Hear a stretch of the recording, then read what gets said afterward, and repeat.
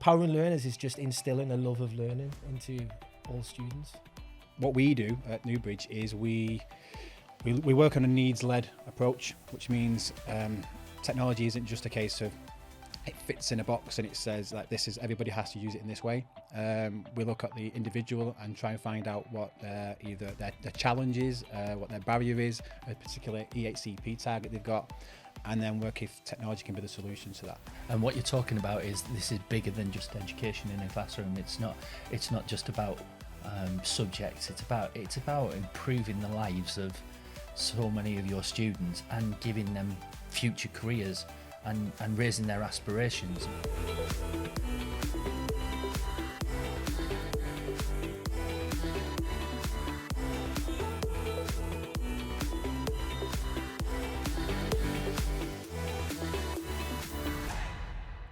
Hi, and welcome to this episode of the Empowered podcast. This series will be exploring the impact of EdTech in and out of the classroom. My name's Ricky Brown and I'm an Apple Professional Learning Specialist at Sync. Today I am joined by Richard Bright from Newbridge Learning Trust and also Paul Tullock, an Apple Professional Learning Specialist at Sync, to talk about the importance of being able to individualise technology to everyone. So first of all, welcome Richard and welcome Paul. Let's start this off with asking, what does empowering everyone with technology mean to you? And I'll ask you first, Richard. Okay, I suppose that's quite a powerful question, really, in the sense that in my particular role, I work within learners with special educational needs, and it's really important that the technology is personalised for that young person, each individual. We have 6 schools across Oldham and Tameside, across 12 sites, aged from pupils aged 4 up to 19, and a post-19 provision. So empowering them, each and every individual, is quite a challenge because they've all got their own needs. They've all got other specific barriers to access technology. So we have to identify that and make sure that technology is meaningful for them. It's not just a gimmick. It's not just putting it in the hands and then not having any kind of impact. A lot of functionality you really need to draw out of different devices that are right for one person, maybe it's different for another one. Yeah, exactly. Yeah. So what we do at Newbridge is we work on a needs-led approach, which means technology isn't just a case of it fits in a box and it says like this is everybody has to use it in this way. We look at the individual and try and find out what either their challenge is, what their barrier is, a particular EHCP target they've got, and then work if technology can be the solution to that. That sounds amazing. I'm sure we'll drill into that a little bit more. Yeah. But I'm going to ask that same question to Paul. What does empowering everyone with technology mean to you? To me, it means putting ownership of the learning onto the student, and that can be done through making it equitable, making it accessible, and making it engaging. And I think if you empower learners and you give them the tools to access the learning, engage the learning, then they own it, and then that learning becomes a real kind of deep experience. And from there, it builds on prior knowledge and all kinds of things, and they can really take that as far as they want to. And I guess empowering learners is just instilling a love of learning into all students. There's a lot of understanding what the device can do in the first place and knowing what's possible. How would that implement on what you do, Paul? I guess it comes down to you've got to understand what the technology can do and how that's going to support that individual need for that learner is where the real power of using things like iPads comes in. Personalised, accessible learning just opens up so many doors and really boosts engagement, and not only engagement in learning and learning outcomes, but in terms of self-esteem and the confidence as well. I guess it's real key to know what those features are in the iPad as well, because as we know, the iPad comes with so many settings inside and so many accessibility features that you can tweak and you can use to change how anybody learns. One phrase that I always remember from 2017 when I became one of the Apple Distinguished Educators was there was a talk on using accessibility and how it's really necessary for some, but it's great for all. And I think that's a really good place to start, as in if everybody knows about those features, it's not just for those people who may need them. We can all use them in lots of different ways. And the reason that I say that is even little things like, for me, I write an email, and every time I write that email, I have that email read back to me just to check for sense and make sure it's clear and it has everything in that I want it to. And I don't need to do that, but I find it much easier because of the tools are there. And I think it's important that we know what the tools are. Everybody kind of knows a brief understanding of what the tools are and what's in there, and how we can fine tune that for our learners to make things easier or more accessible or just a little bit more engaging. Right, there are learners within our main body who, it's just down to the teacher to apply a specific functionality, and they need to know what that is. So everybody can make use of the accessibility options in there. I think sometimes then when we're talking about referrals and audits and all that kind of stuff, that's when we're really going into some of the more complex needs and accessibility settings that are in there.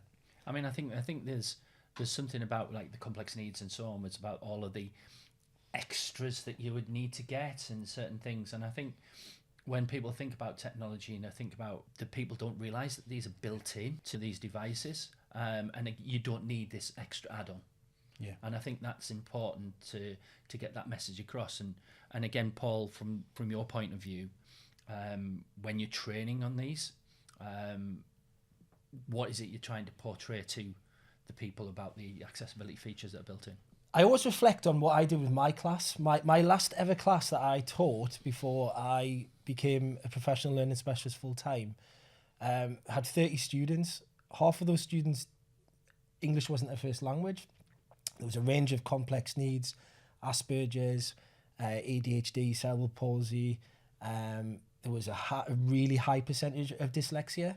And what I always share this with the schools that I work with, and how we use the iPad to fine tune so everybody in that class could access the learning at their own level or in their own particular way.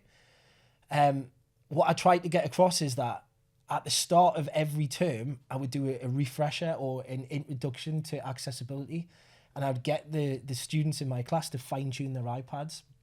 So that could be anything as simple as putting on dark mode just because it was a preference of how they looked, changing wallpaper, just to kind of say that this is your device now. You're going to use this for learning, but you're going to tweak it and have it look how you want to look.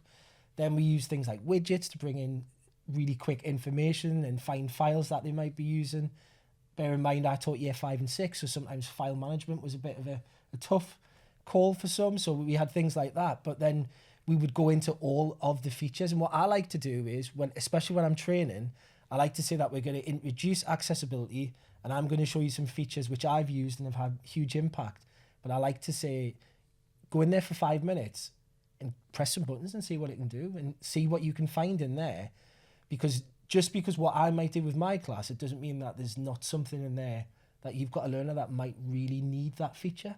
And I think that's really important, that there's a chance to explore and the chance to play, and then just the gentle reminder to say things like, don't forget you can have that read back to you, or you can change the colour on this if you need, or if that's too small, we can change the size of this text, or, it's just about putting those options out there so people are aware of it, and then putting the ownership on them to make use of it. The biggest difference sometimes is actually training the staff. I think the students just explore more freely than the staff do, because they're younger, they're more willing to kind of just almost test things until because thinking it's not going to break, it's going to be fine. So we just to kind of dive in here and see what happens and find it themselves as well.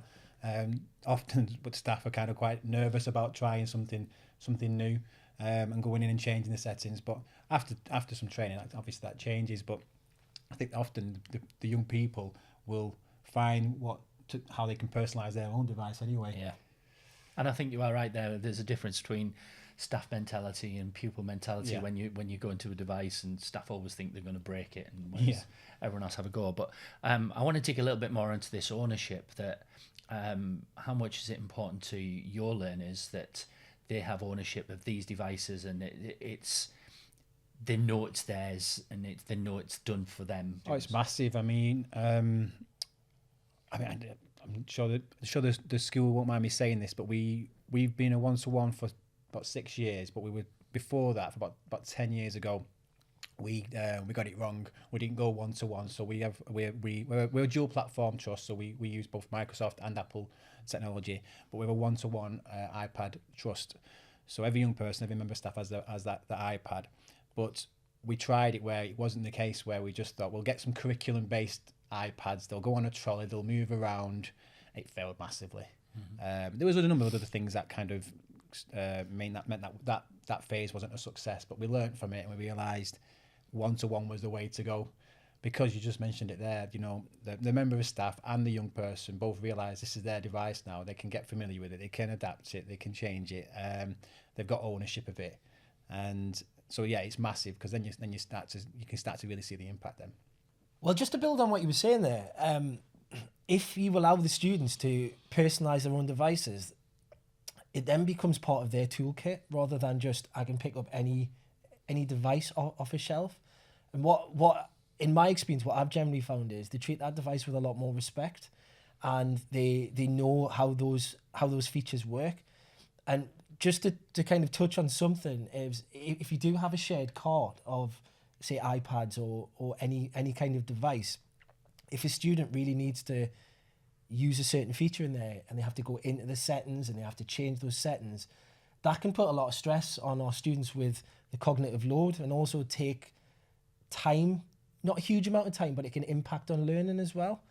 And I think from what you're saying, a lot of the things you've actually mentioned is about building up the confidence of that student, that they can do what they want to do with that device. Have you got any stories like that, Richard?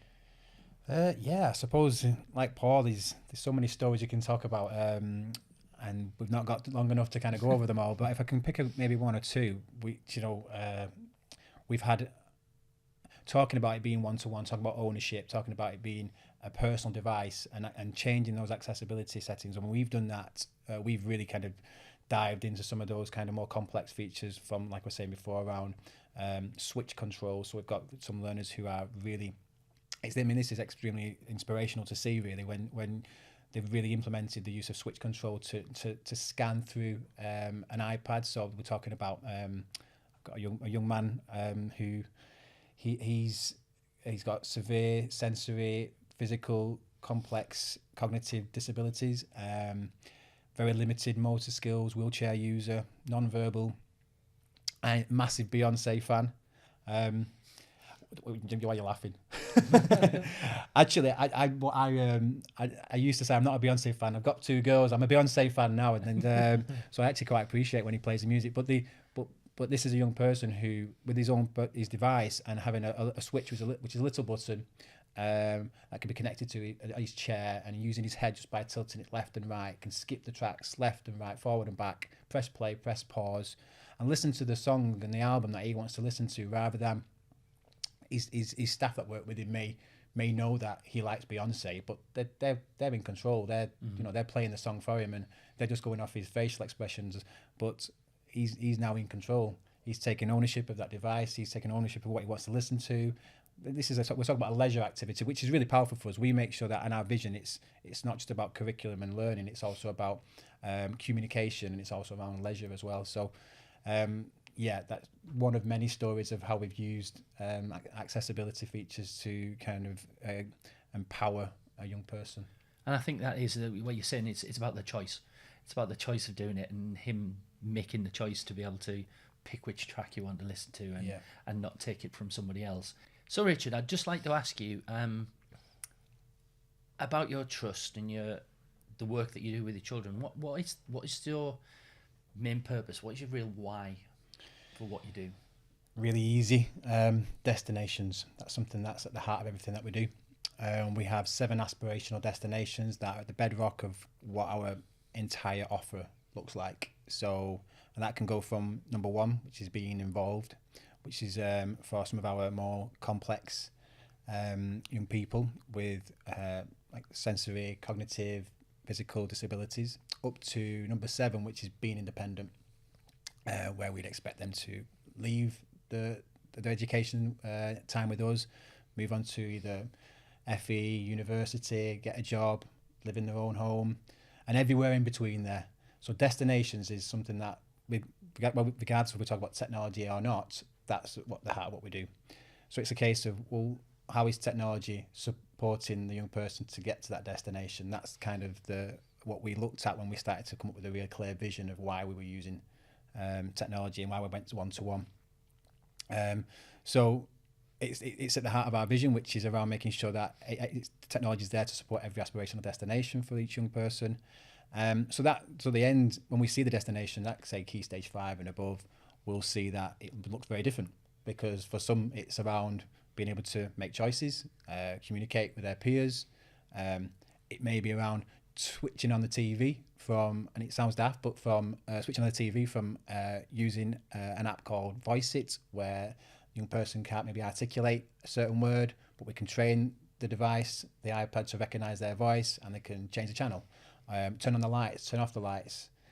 We've not done this yet, but we're exploring the whole kind of even just, opening and closing the blind when it gets too sunny. We're giving them real ownership of making sure they're independent in making certain choices they want in their life. And then, like I said before, all the way up to number 7, which is what does technology look like for them in their final destination? Is it to get a job? Is it to go into a particular workplace and being able to, whether that be an office-based job, whether it be to do with creative media? And we're really seeing some of the, some real success stories with that as well, where we've got young people who are passionate about either video editing, graphic design, photography, and we're still struggling with trying to get employers out there to kind of take them on and see the potential, but work with a range of organisations within Manchester, Oldham and Tameside. We're starting to really get it, and that our young people have got something to offer. So they're going through this whole journey, using technology, from whether it be iPad, whether it be an app like Clips or iMovie, and then up to something like Final Cut, and Adobe Premiere, or just the entire Creative Cloud and Adobe industry standard software, which we're giving them those skills, which hopefully we want some success stories now where they've got a paid job in the digital media sector. I mean, that sounds amazing to me, and what you're talking about is this is bigger than just education in a classroom. It's not just about subjects. It's about improving the lives of so many of your students and giving them future careers and raising their aspirations. I mean, what does that say to you, Paul? Well, I'm glad you've touched on that, because I think using iPads and any kind of digital technology in the classroom is great, but it's how does it impact every area of life? So it's transferable skills, and not even transferable digital skills. So what we're talking about here is the ability to be able to build confidence, so that you're able to approach something in a much better frame of mind without any fear, and also drive that passion which you've talked about as well. Because if they learn something inside the classroom and they can apply that to their own interests as well, that can really drive that passion forward, and then that's a transferable skill that they can take on as they progress from primary school up to secondary, into further education and into the world of work. So I think it's important to remember that it's not just for the classroom, it's for all areas of life. These devices are vital for some, but valuable for all, and something like that you're talking about is absolutely vital. And this technology is allowing them to do something that they love doing as well. I mean, that is a massive eye opener to what is possible with these devices for these children. And again, you mentioned all of your pathways and where you're actually taking children, that you're allowing them to live a full life. I know that I've talked to you before, Richard, and you were talking to me about your dream of being able to go into restaurants and with the children and use devices. Do you want to explain that? Yeah, I think, are you referring to the QR codes and supporting that? Yeah, so one of the ideas we've got, and again, it's not quite taken off just yet, but it's about community access for some of our learners who would maybe struggle to maybe place an order in a cafe or a restaurant, maybe because they've not got the communication skills, or they're non-verbal, or a range of other reasons.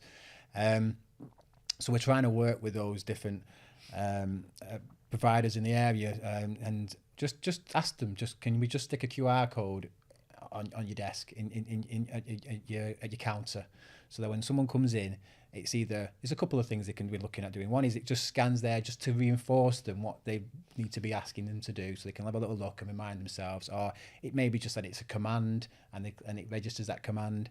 Like I mentioned before, we've got specific apps where the AAC apps, communication apps, where they can make that request, but it's personalised to that specific place. So we're trying all kinds of different ways of making sure that it's not just in the classroom setting, it's within the community, it's got impact in their lives. Coming back to what we were saying before around when one of the reasons why the purpose and why we went for not just it being iPads, but we have a dual platform, is because we didn't want to limit that. If they're going off into the workplace, we want to make sure they had skills in other kind of platforms, other operating systems. But at the same time, we went one-to-one with iPads because we felt like this could have a legacy, because a lot of them had iPhones or iPads. That was the common denominator of what they felt was cool. They wanted when they left school, because the reality is we've got a device. It belongs to the school. It doesn't belong to them. So when they leave, we want to make sure they've got those transferable skills that they can use on a device that they would normally just use to play at home, perhaps. So yeah, and it's always been part of our thinking, our vision, is that's what we want to achieve, where when they move on, they've got access to specific software, specific app, but then it's affordable too. So we try and find certain free apps that will work. It's like we mentioned before about apps to turn off the TV. So it's combining different devices, but something that's cheap and accessible for them at home still. So we work with families to make sure that they're not just doing this kind of thing in the school day. And I think one of the things is you've mentioned that they might have iPhones at home and so onwards and that, but do they have to learn something new, Paul? Not really, no. But, because are we talking about students or families or both? Families, whichever. I mean, we're talking about making these devices, so iPads, iPhones, all accessible to the student. It's making a tweak, isn't it? And it's about bringing the family and the community together. What I was just going to say before there was what I really like about what you've said is it's all real world engagement.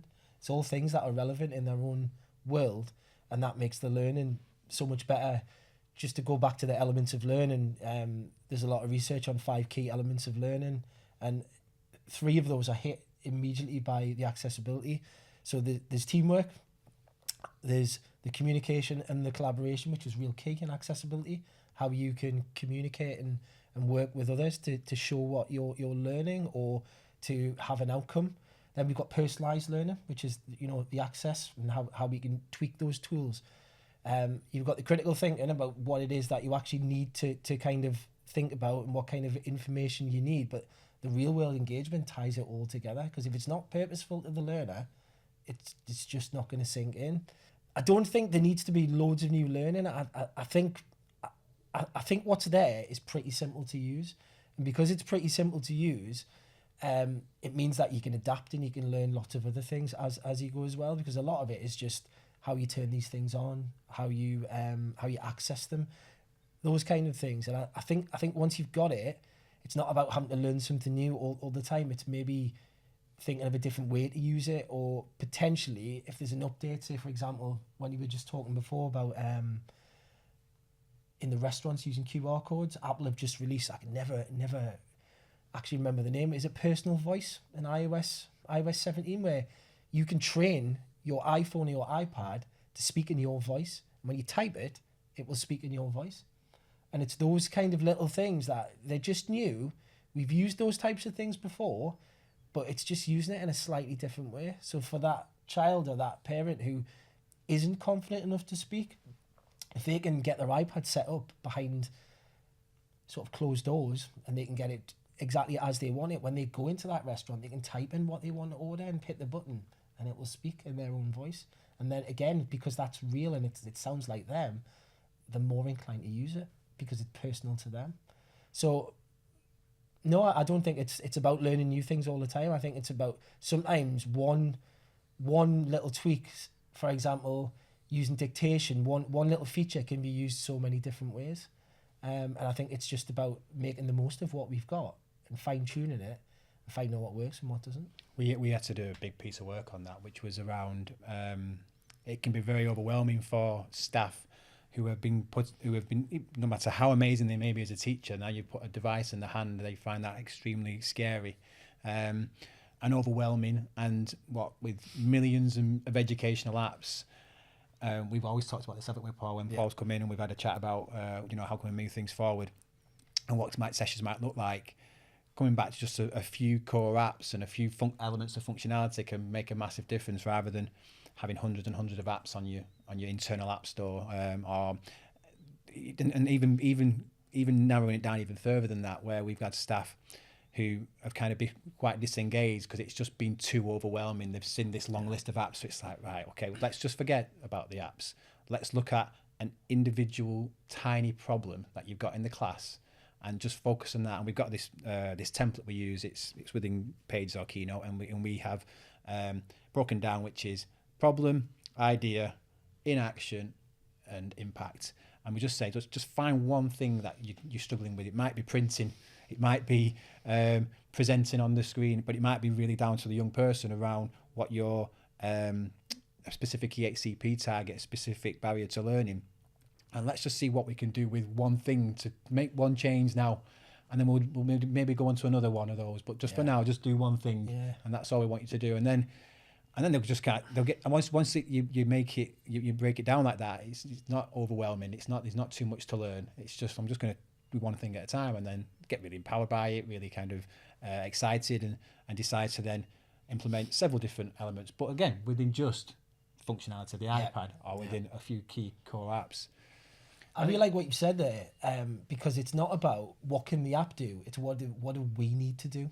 And I think sometimes a lot of users can get hung up on, I don't know how this does, and we're trying to shoehorn things in to and find out what it does. When actually, if you scale everything back, especially in the education sector, it's what do you need to be able to do? What do you need to be able to teach?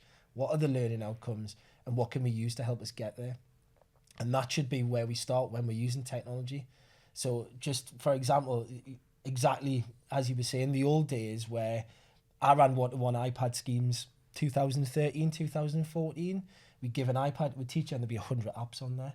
And the first thing they'd say is there an app for science? And actually, you don't need to know that, because straight away you've got the cognitive load is too much. How do you know how all these 100 apps work? Well, actually, if you focus on the needs and then the apps and what they do afterwards, you can use no more than 10 apps across a whole school, in primary school especially, across a whole school, if you know what it is that you need to do with those apps. Say, for example, presentation, everyday presentation. You could give an iPad to a teacher and say, right, we're going to teach from this today, and we're going to present you're going to present your slides in Keynote. You might want to do some resources in Pages. That's all you need to know. If you want to get more creative, we've got Clips, iMovie, GarageBand. If you want to collaborate, we can use things like Padlet or any of the Google suite or the Microsoft tools. How do we go about the assessment? How can we get data back to help us inform what we need to do and what we might need to do next? You've got things like your Socrative, your Kahoots. And then in terms of workflow and your actual teaching and feedback as well, you've got things like Apple Classroom, Jamp Teacher, you've got Shobi. And it's about knowing what the tools do, instead of using them for a purpose. And I think that's what it comes down to. I think everything needs to be, what do I need? What am I trying to do? And which tools will do that job best?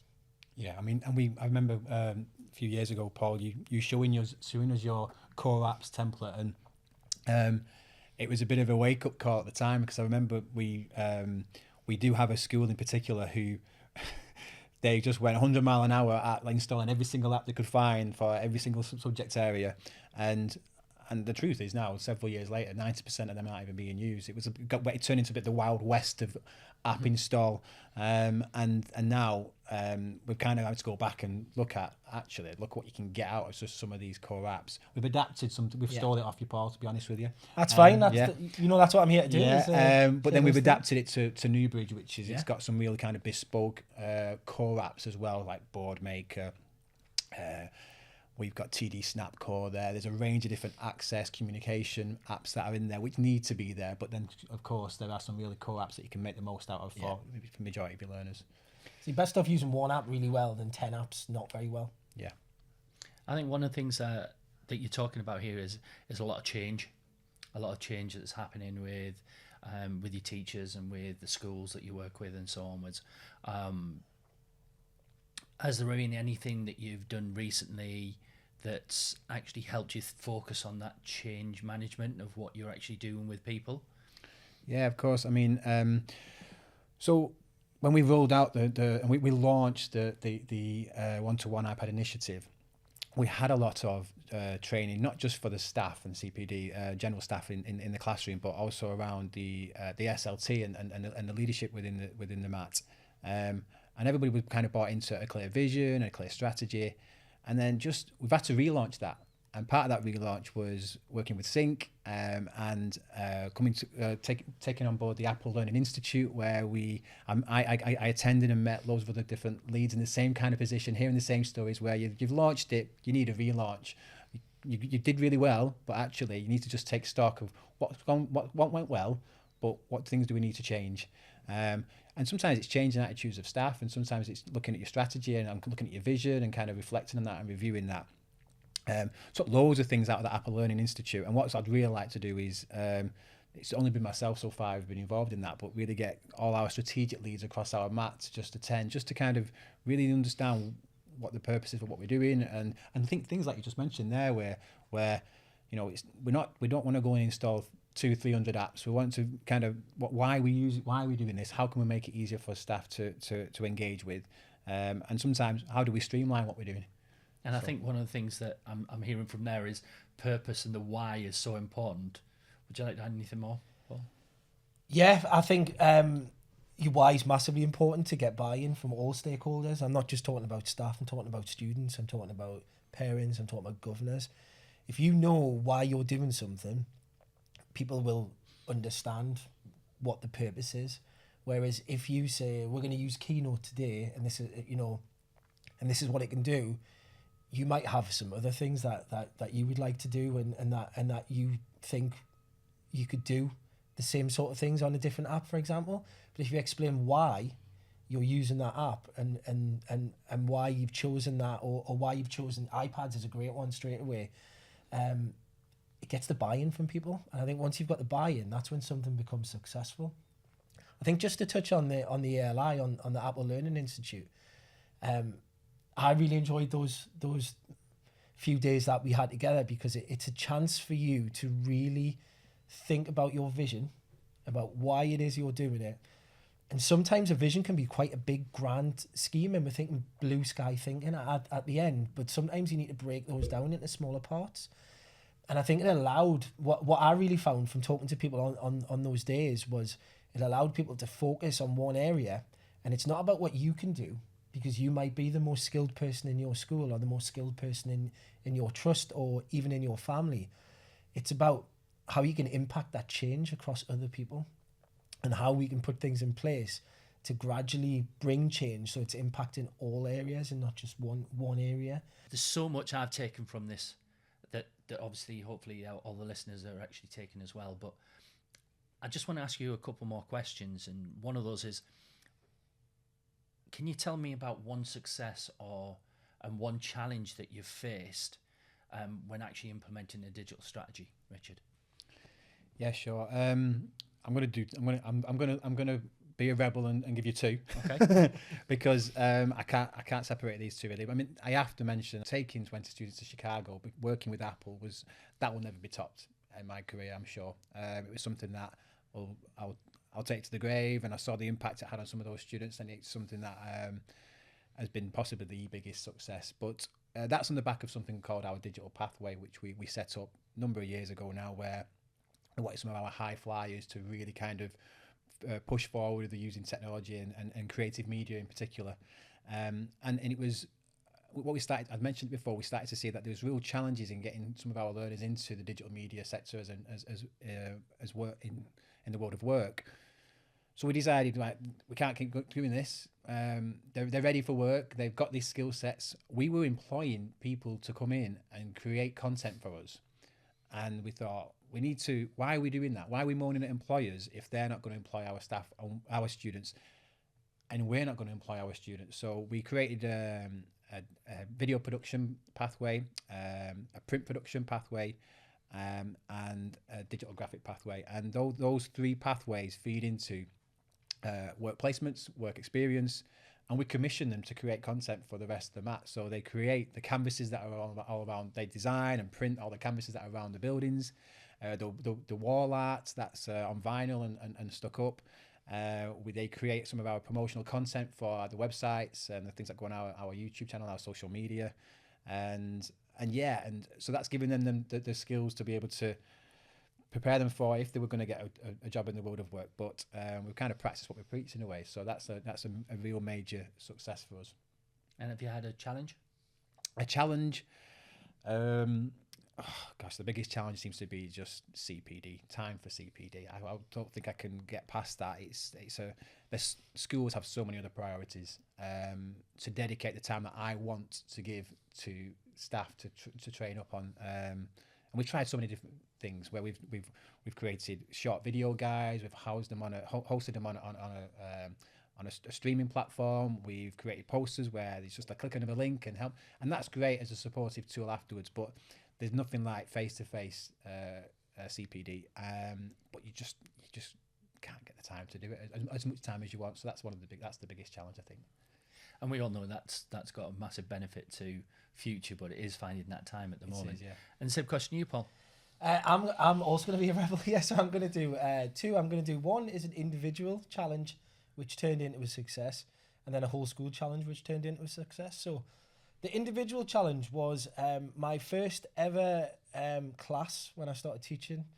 There was a boy in that class, and he was labelled as being naughty, which is never fair to label a child. It took me 2 weeks to realise that he actually wasn't naughty. He couldn't access the learning, as we've been talking about. He was very dyslexic. And the second he came, he was verbally, he was fantastic.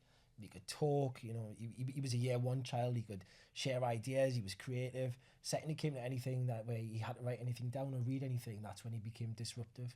So we introduced the technology, worked out how he could have things read to him, how he could change the colour of things, and how he could use his voice to type. Instantly changed that little boy. In about 6 weeks, he was unrecognisable. So that was a challenge that turned into a success individually.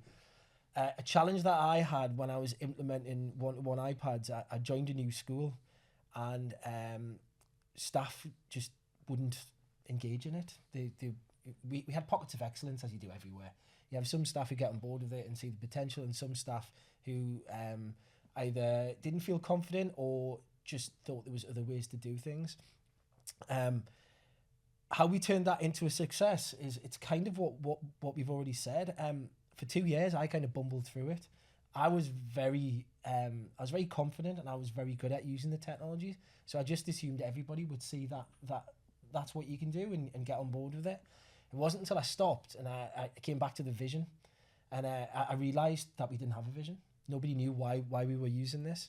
And one of the key things that I hadn't done as well is I hadn't put a plan in place. I'd had this end goal in my head that this is what it's going to look like in every class, but I hadn't told everybody why it should look like that. And then, so we changed that. We worked on a vision. We articulated our why. We got the staff together. We got the staff involved in what they thought should be the why as well. Kind of pulled it all together, and then I created a plan.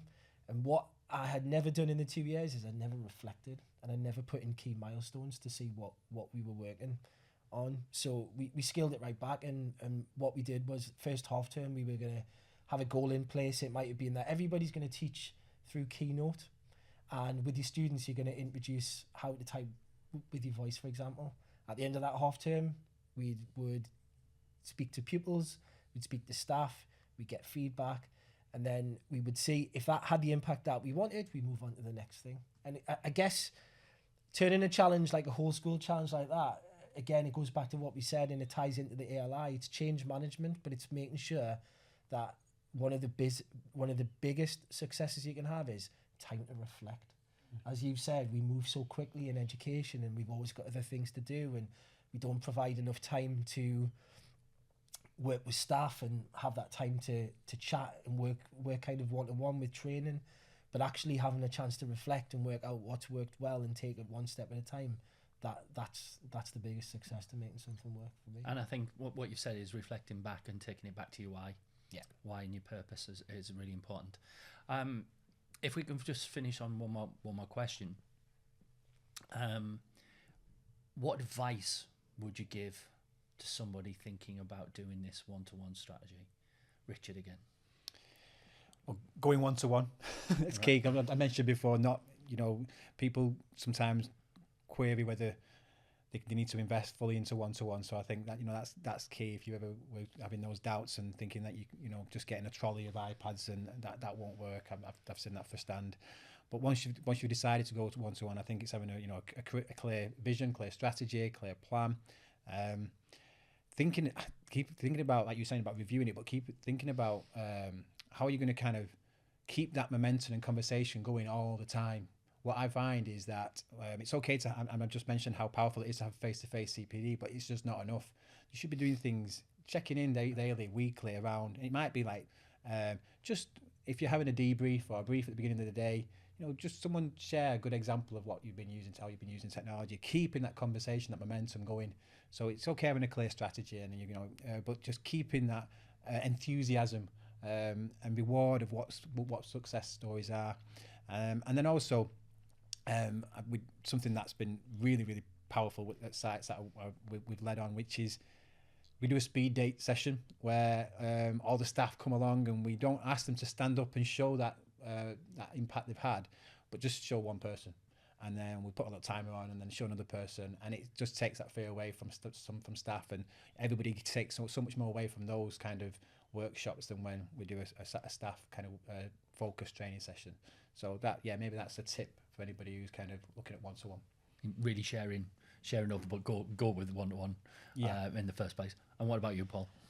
I love that ownership bit. You have to give the staff the ownership of it, so they get proud of what they're doing as well.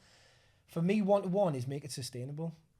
When I talked about the mistakes that I made when I ran one-to-one around about 2013, 2014, is things like we bought our iPads outright. When we got to the end of the shelf life, we didn't really have a plan in place to refresh equipment. We hadn't really made it sustainable. So in that respect, think about long term. Think about this isn't just going to be we're going to buy a lot of equipment and put it in. There needs to be a clear plan in place about how we're going to support staff, how we're going to support students, and the key milestones as we talked about. But also, you need to think about how we're going to sustain this and how this is going to make a lasting impression long after some of the students have gone, and things change rapidly, as we know, in the technology world. So we need to be able to cope with what's coming next and those changes that are on the horizon. And I think, as you're saying, those changes in the change management where we talked about the ALI gives you a chance to plan that and think about all of those different eventualities and different problems that you might actually face. I think thinking about that, keeping your why, going down that line and making sure that everybody's involved, I think is some brilliant things. And can I just thank you both for your honesty and openness of talking to us today about something that really affects everyone. And when we're talking about allowing technology to allow people to do what they love, it really warms my heart. I don't know about anyone else's. So thank you very much for that. And thank you very much for listening to this episode of the Empowered Podcast.